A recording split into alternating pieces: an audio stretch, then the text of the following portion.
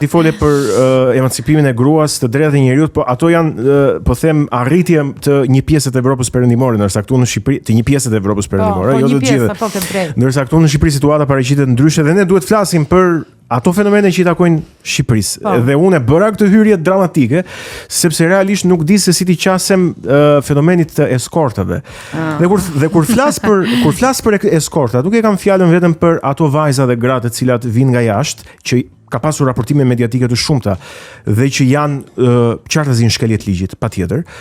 Po e kam fjalën për eskortimin si dukuri socioekonomike në shoqërinë, si punë në shoqërinë ku jetojnë. Është brendizuar. Pra, jo vetëm nga të huajt, po dhe nga gratë dhe vajzat, edhe djemtë dhe burrat, me raste pa çka se më rrallë, shqiptar në media, në institucione, në politik, ecë edhe vëri emër tjetër. OnlyFans ka sjell një trend që ka brendizuar pra punën e seksit, duke i dhënë profilin e një pune të vërtet, e një pune ku ti je gjithashtu produkti në këtë merkato shumë të madhe dhe mund të monetizosh veten tënde. Ama prostitucioni ka qenë një punë mirë fjalë. Veten tënde. Dhe në një vend, sepse shpesh herë sigurisht që unë kam qenë në kontakt me vajza që mund të kenë OnlyFans, që kanë punuar si punonjëse seksi, që punojnë ende si punonjëse seksi, patjetër me punën që bëj, me temat që trajtoj. Dhe patjetër që për të arritur, po bëj pak retromarsh, duke thënë që... Se jam duke folur fare për këtë, po ti vazhdo. Nuk... Jo. Okej. Jo, unë po hy te kodi i ri penal. Kështu që po të dëgjojmë edhe për të kthyer pak se ndoshta duhet të ndalemi që nga zanafilla e këtij problemi për të ardhur deri tek ditët e sotme. Jo, unë po bëj një udhëtim në mendjen time, të logjikës time për të folur për gjithë problemin. Sepse kur flasim për prostitucion ose për punën seksuale, sot që në vitin 2025 ka aq shumë edhe mjete të cilat ne mund t'i përdorim, puna seksuale patjetër që është zhvilluar dhe ka shkuar në nivele jo klasike, jo tradicionale. Ka punë ku është shumë ndarë mirë në sektorët e saj, indoor, outdoor, në bazë të një agjencioni apo solo, online, offline. Pra, është një punë shumë mirë e strukturuar. Sigurisht në disa vende të botës patjetër që ka një regulator që mund të dekriminalizoj ose mund të legalizoj. Prandaj duke u nisur nga kjo, pastaj do vi sigurisht problemet sociale e ekonomike, sepse ky është një problem social dhe ekonomik. Por duke u ndërlidhur me ligjin, duhet kthehem te kodi, te drafti i ri i kodit penal, që propozon dekriminalizimin për cilin unë jam dakord dhe në një nga ato nenet parashikon legalizimin për cilin unë nuk jam dakord. Dua patjetër... Se më bëre lëmsh tani, si ishte kjo, je dakord për dekriminalizimin? Po nuk jam dakord për legalizimin. Pra mos konsiderohet si një vepër penale. Po vazhdoj logjikën time, duke përmendur të gjitha këto rastet e punonjësve të seksit, të vajzave të reja, jo vetëm shqiptare, po sidomos nga vendet e Amerikës Latine, të cila merren, gënjen, mashtrohen, ndoshta vinë edhe vetë, ndoshta ju bëhet oferta për punë edhe alternative, jo domosdoshmërisht për të punë, po ndoshta dhe janë të informuara që do vinë për të punë, të cilat për momentin shfrytëzohen dhe patjetër që shfrytëzohen nga grupe interesi që kanë pushtet edhe mendoj që janë të ndërlidhura me institucionet, prandaj unë i friksohem legalizimit të punës së seksit, sepse mendoj që në epokën në të cilën jemi, në cilin puna e seksit është online dhe offline, secili njeri që do ta bëjë këtë punë mund të jetë zoti vetes dhe të kërkojë dekriminalizimin ose legalizimin individual, po jo në kuadër të një shtëpie apo të një strukture më të madhe, duke rritur shanset për trafikimin e qenieve njerëzore. Pra ti po thua që mos jetë në varësi të një institucioni, por të jetë personale e gjitha. Nëse do të punosh në për mendimin tim ashtu duhet jetë Dhe kjo edhe për shkak të intervistave, bisedave që unë kam bërë me ato që sot janë punonjëse seksi dhe që unë i njoh dhe i pyes si operojnë, si veprojnë, pse e bëjnë. Patjetër që arsyeja pse punonjëset e seksit janë punonjëse seksit janë arsye monetare. Pra që kanë të bëjnë me nevojën për të bërë një punë, patjetër një punë e cila të jep para në mënyrë shumë të shpejtë, pra me një mungesë të kodit të punës dhe të kodit të etikës dhe të profesionalizmit që një punë në zyrë ka, ndryshe nga kjo punë që për mua patjetër është punë, dhe nëse ti pyet këto vajza të reja që a do ta bënin ato një punë tjetër dhe a do të largoheshin ato nga kjo zgjedhje që kanë bërë dhe nga ana morale i ndjen ato, i rëndon ato kjo zgjedhje. Çfarë thon ato? Dhe përgjigja që unë marr dhe po i bie kaq gjatë sepse mendoj që kjo puna e seksit ose puna e punonjësve të seksit duhet të drejtohet nga sindikata të punonjësve të seksit, të cilat duke qenë në terren dhe duke qenë në vetë të parë profesioniste, e din shumë mirë se cilat janë rreziqet dhe se si duhet ne të funksionojmë, të gjejmë një regulator që ky fenomen i cili ekziston, është një fenomen që ekziston, ose të ulet, ose të organizohet në mënyrë që ne të kemi si synim mbrojtjen e individit. Sepse për shembull mund të ndodhë që një vajzë të jetë e kërcënuar fizikisht dhe ti nuk merr dot policinë sepse ti je duke bërë veprimtari të jashtëligjshme. Po, nuk është legale, kështu që detyrimisht pati mendoj që ti këto gjëra i kupton. Domethënë ju të dy në kuptimet që un kam. Dhe çfarë than vajzat po? Kur më ka ndodhur, po para një jave po bisedoja me njërin dhe po e thoja se si mund të bëjmë ne një rrëfim ku zëri është i maskuar, pikërisht për të folur se çfarë mendojnë ato për këto ndryshime që do ndodhin në kodin penal dhe si janë këshillat e tyre. Dhe nëse ti pyet ato, nëse ju do ndronit punë, nëse ti i ofron njerëzve disa zgjedhje, ato ndoshta do zgjedhin dhe diçka më të mirë për veten e tyre sipas teje, sigurisht, sepse ndoshta perceptimi i atyre mund të jetë ndryshe. Po kur ti këtyre njerëzve nuk i ofron asnjë zgjedhje, pra për të jetuar me dinjitet, për të pasur një punë, do thuash ti edhe unë punoj, unë i bëj 2 punë, po nuk duhet hyrë në detaje. Jo, pa hyrë në detaj, qëndrojmë.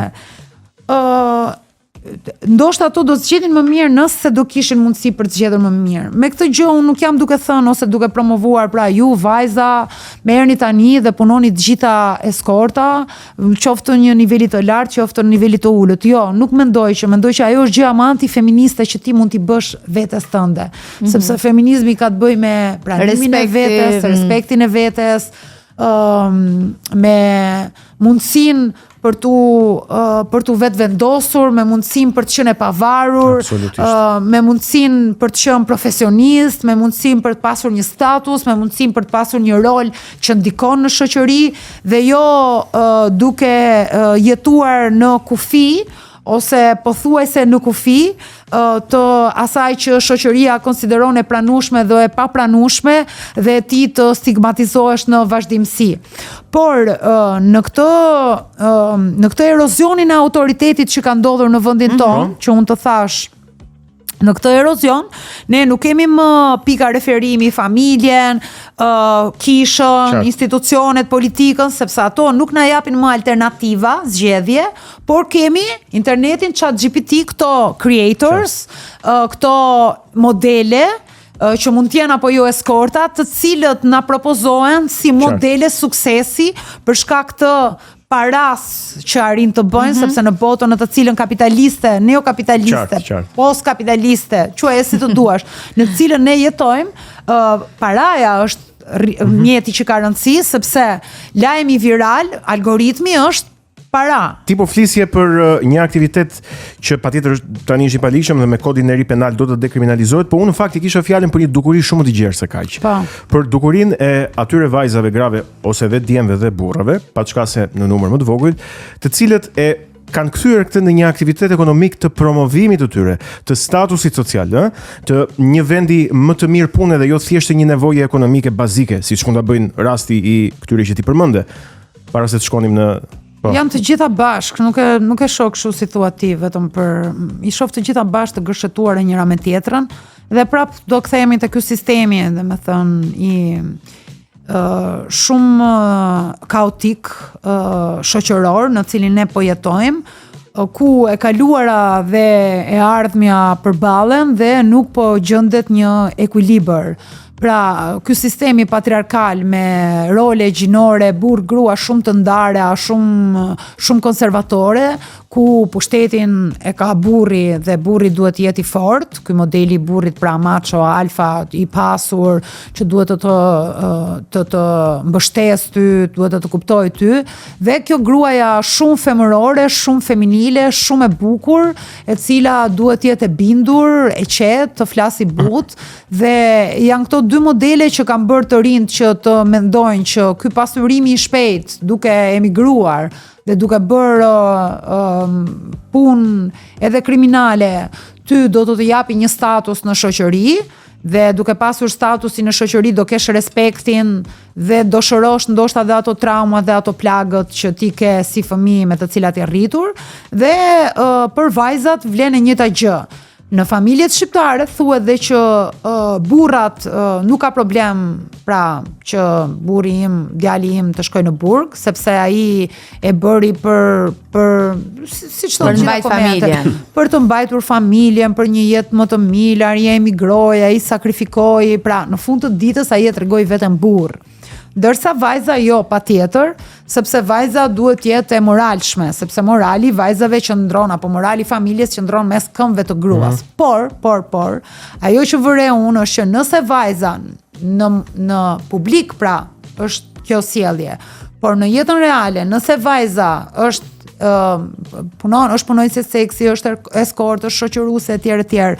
Nëse ajo me këto para mban familjen, dhe kjo zgjedhje e saj bëhet e justifikuar dhe në një farë mënyrë ne mbyllim një sy sepse dhe ajo po bën një punë për të cilën mban familjen.